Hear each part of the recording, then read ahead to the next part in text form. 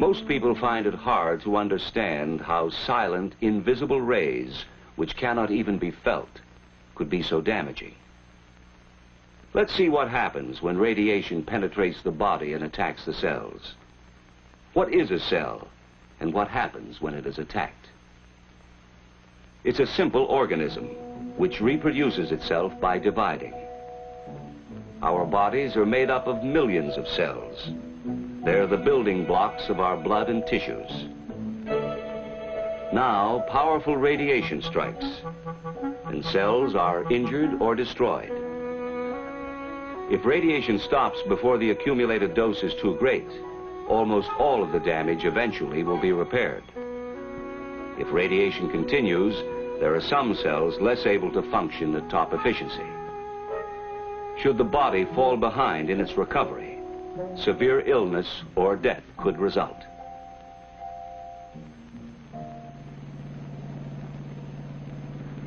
The key then is the amount, the total dose of radiation received. We measure radiation the same way speed is measured by a speedometer. Only instead of a speedometer, we have a rate meter. And instead of miles per hour, we measure the rate in Roentgens per hour. We need another device called a dosimeter to record how much radiation a person has accumulated over a period of time. In the same way we record accumulated distance in miles, the dosimeter records accumulated dose in Roentgens.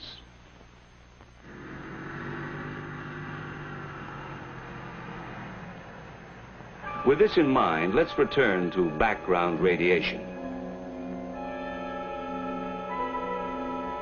In an average lifetime, a person might expect to accumulate about 10 Roentgens from his natural environment.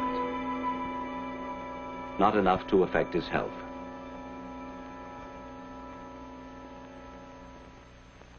This same healthy person would need medical care if he received more than 200 Roentgens within a few days.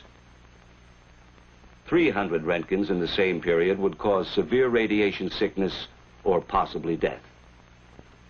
And as we go beyond 300 Roentgens, the danger of death increases rapidly. So now we see why shelter is vital. The difference between accumulating a large dose because of little or no shielding and a small dose because of adequate shielding is the difference between death and life.